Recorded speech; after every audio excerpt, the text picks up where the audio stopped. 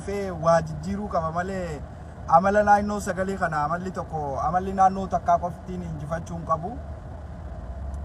Kanarraa immoo rakkoon jirtu waa hedduutu mul'achaa jira. Namootuma qabsoota na qabsoo dhuunfaa godhatantu jira. Warreen qabsoon tun isaaniif qabsoo dhuunfaa. Durataa malee warreen itti aanaan taaneetiitu jira.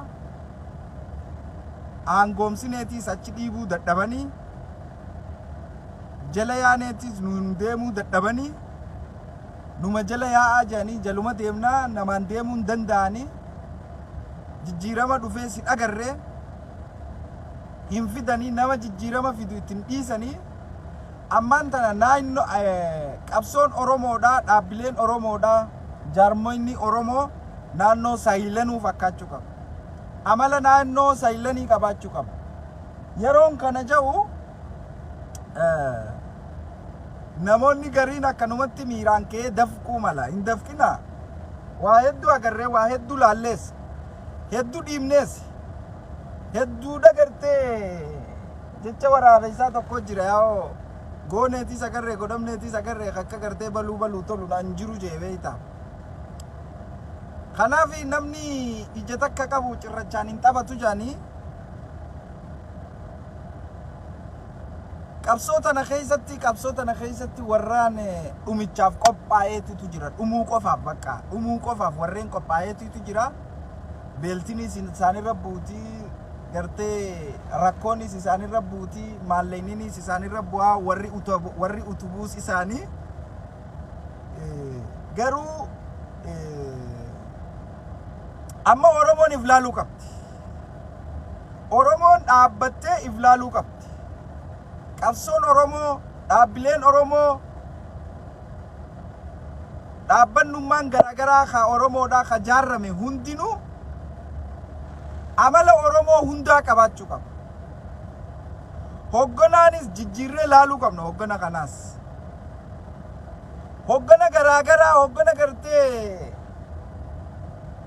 qabsoon erga gartee laga raammisii ceete erga gaara mul'ataatii ceete gartee hanga ammaa karuma tokko buubbisaa jirti beekta. Karuma tokko buubbisaa jirti.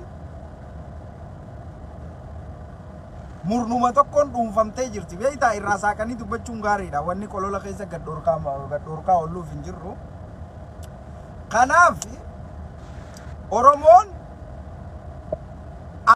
ideoloojii yookaan uummata muraasaa qofatti yaada uummata muraasaa amala uummata muraasaa ta'uu hin qabu qabsoon Oromoo.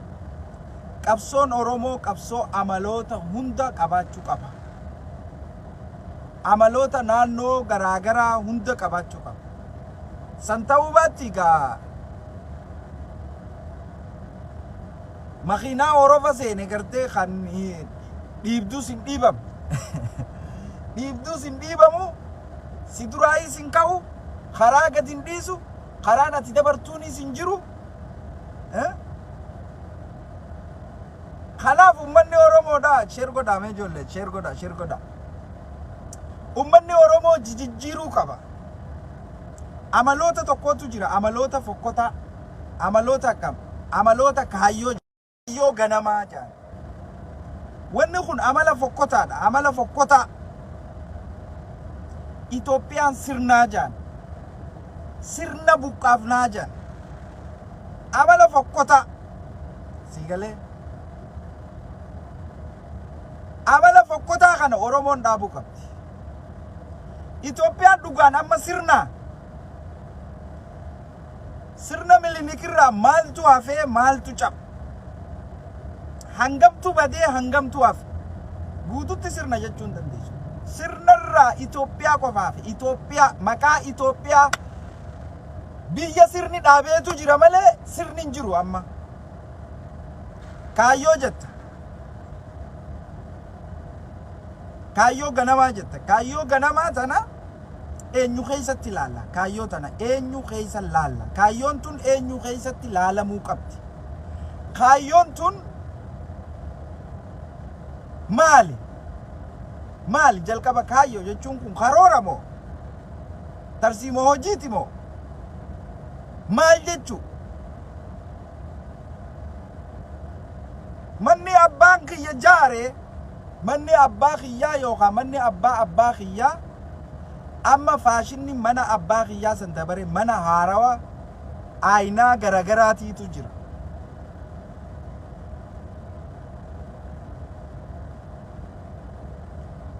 waa lameen kana qabaniiti ilmaan Oromoo burjaajeessaa jiran akka malee burjaajeessaa murni tokko takka kaayyoodha jaa lama sirna jaa.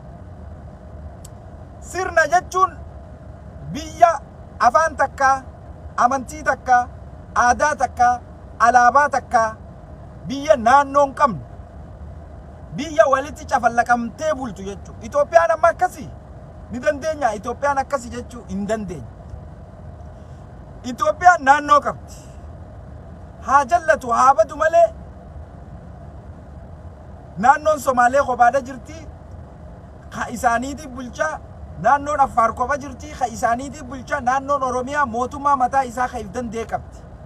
Sinii galaalaal biyyi tun hundi kaartaa qabdi. Itoophiyaadhaan sirna jechuu hin dandeenyu. Maaltu hafe?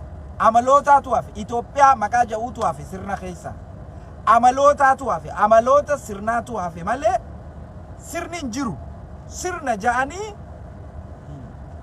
wal burjaajeessu akkuma amma mootummaan maqaa itti moggaasee abaa'oo shanee jee waan hin taane itti moggaasee dhawu kana agartee akkanumatti dhaabbileen Oromootis sirna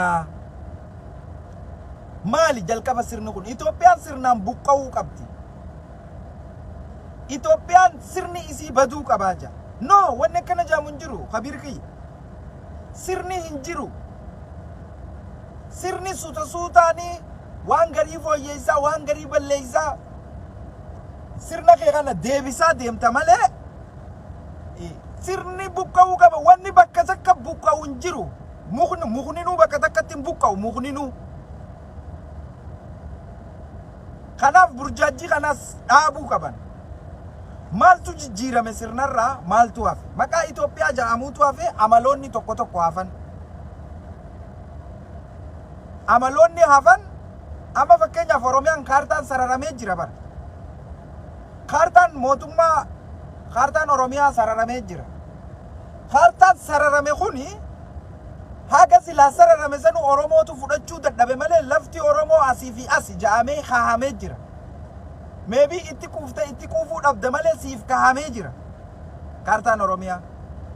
Kaartaa siif kahameen akkamitti sirna jetta? Atiitu qabsaa'ee fudhachuu dadhabe. Mootummaan amma jiru mootummaa diktaatara malee sirna yookaan impaayeraa miti. Maali?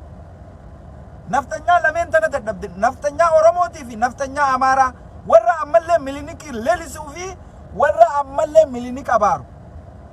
Milinik waggaa 150 dura kute jara keenya hin jiru. Milinik waggaa 150 dura kute.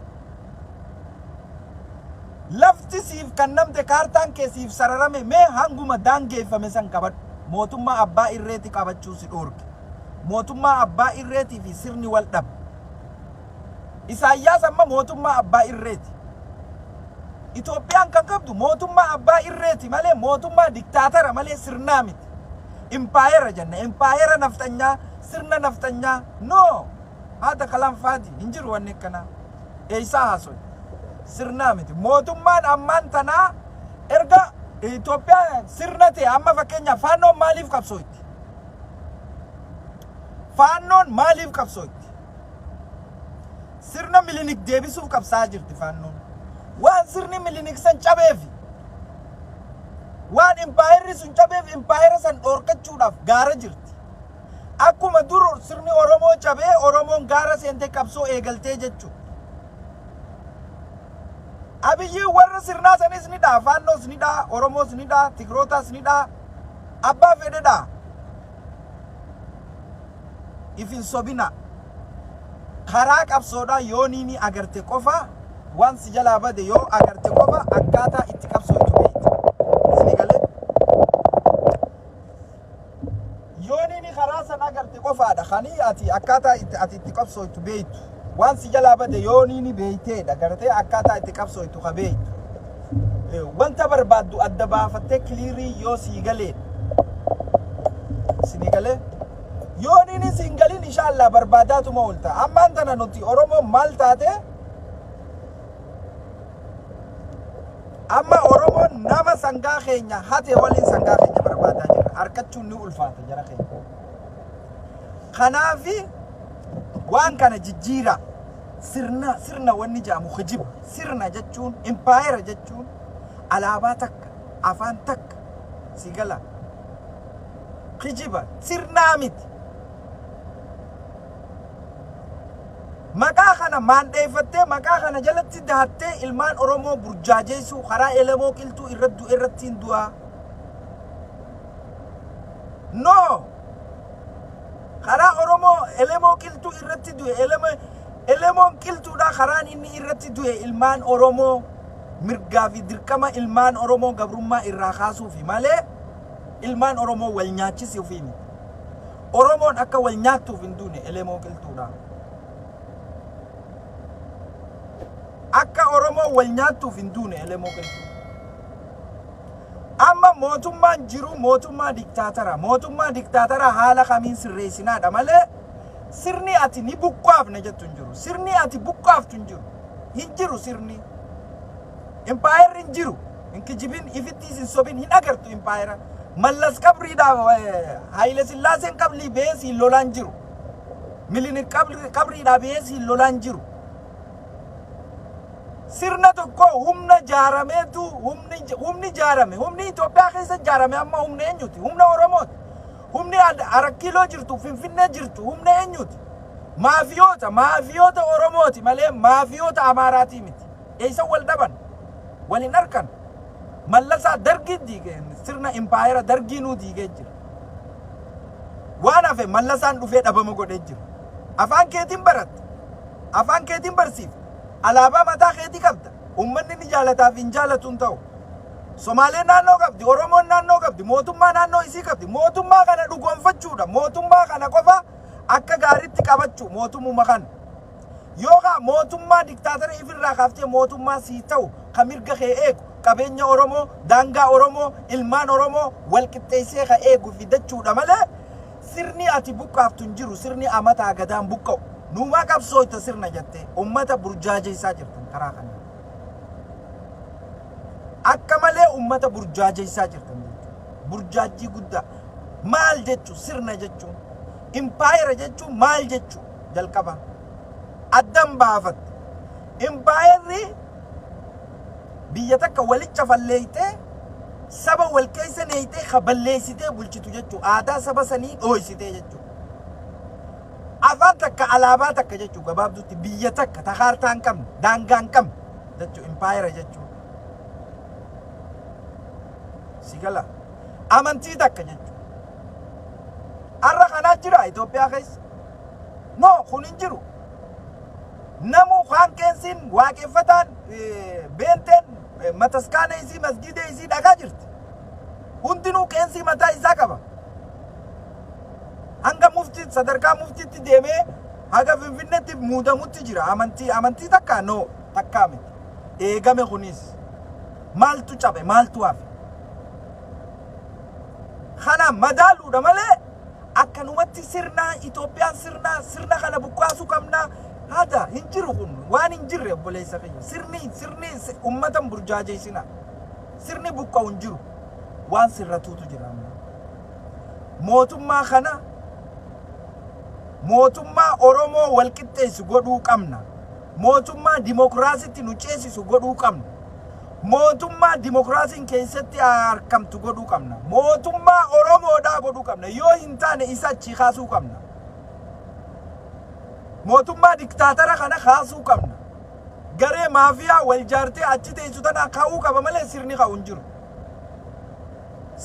jiru kaartaa harkaa qabda kaartaan Oromiyaa sararamee si kannameeti googilii irra jira googil hundaa beeka kamya khaati sirna kam keessatti kaartaan si sararamee biyyi tee si sararamee mootummaa ifiin bulchuu qabdaati empire kam keessa jira haalli akkana hin jiru akka itti qabsoo'itanis karaa itti qabsoo'itanis adeemsa qabsootis jijjiira ummata Oromoon bal'aa sirmaachisa hin burjaajeessina mootummaa gaangistara yookaanuu maafiyaa yookaan diktaataraatu jira biyyattii.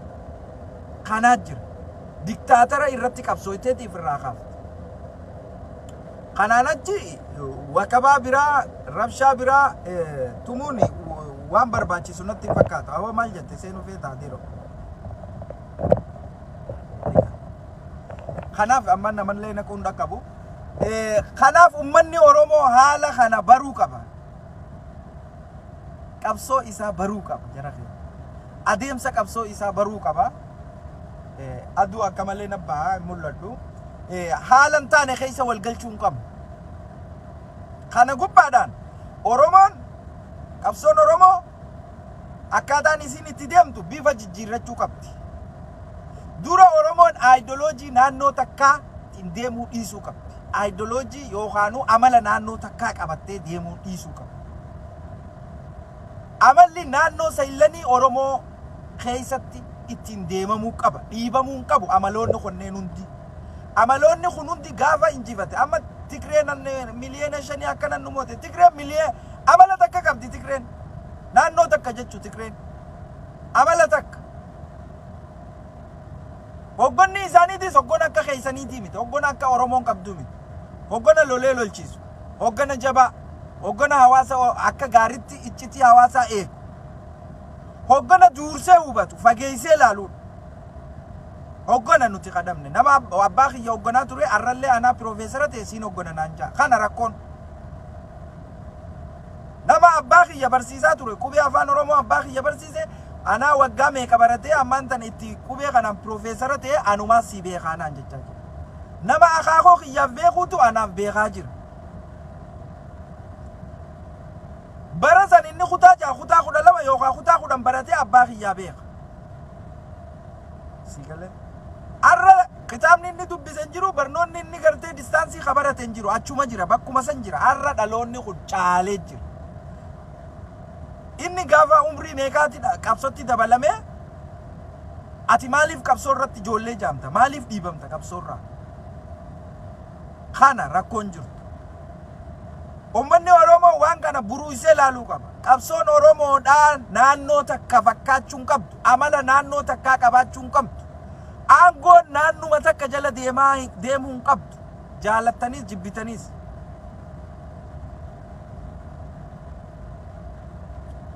erga Galaasaan Jilboo jaarraa abbaa gadaa irraa fuudhe qabsoon lituma ilmaanuma lixaa harka jirti Galaasaa Jilboo Leencoo Lataa Daawit Ibsaa Abbaa Caalaa Marroo Dirribaa kanuma jiddu taphachuu jirtu kubbaan kanuma jiddu taphachuu jirtu Honya jirurratti bakka jiranitti hundinuu wanni isaaniitiitu deemaa jira jechuudha.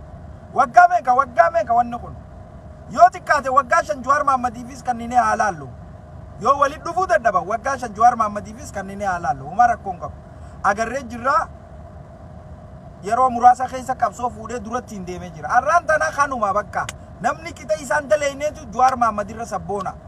Hakita saa hindaleeneetu Jawaar Mahaammadiirra sabboona. Hojjechuun qabsoon amala tokko qabaachuu qaba. Amala naannoo takkaa qabaachuu hiika biraan qabu.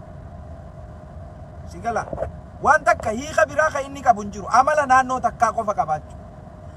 Yaada isaa, amala isaa yoon inni kursii jaalatu taate amaluma akka namni kursii jaalatu san jalaa gubbatti firuma muuduu jechuudha.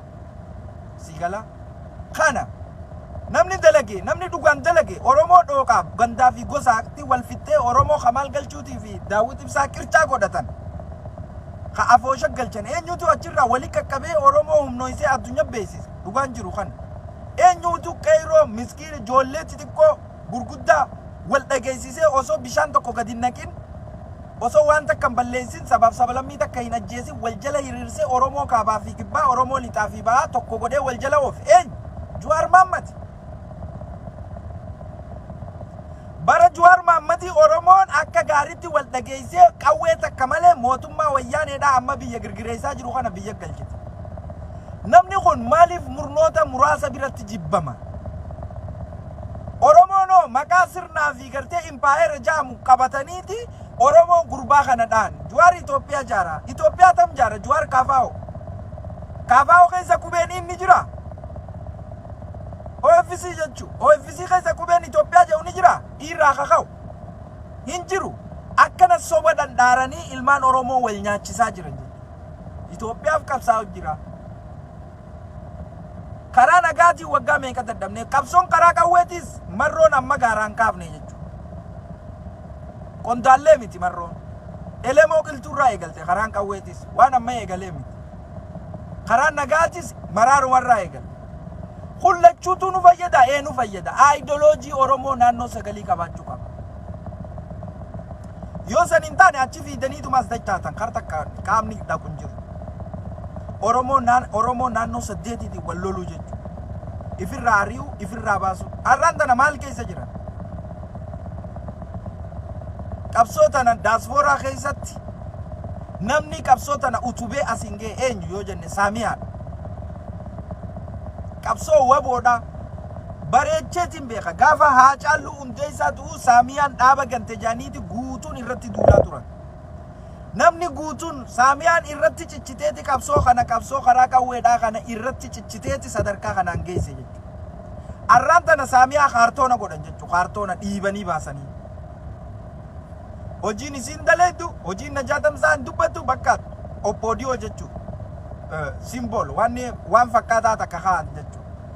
Eenyu isaan? Eenyutu akka qabsoo tanarraa nama dhiiba? Namni sun eenyu? Qaama kami? Maaliif dhiiba? Nama maqaan isaan beekamne kan waan kana deemaan beekamne Jambaruu nama jaamu South Carolina kana jiraata. Gaafa jarri walgayyame walgaysan hin dhaqinaa jeeti hawaasa hambise.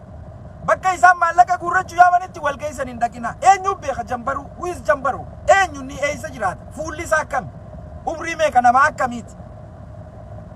Akkanumatti goda keessaa fuudhanii abbaan naaf ta'a jaamu kaa'uu miti. Eenyu Jambaruun? Jambaruu namni jaamu eenyu? Itti gaafatamaan Task Force Ameerikaadha. Maaliif dhiibaman Najaat faan? Saamiyaan faan maaliif dhiibaman? Te eenyuti qabsoon tun? Eenyu kan nama dhiibu?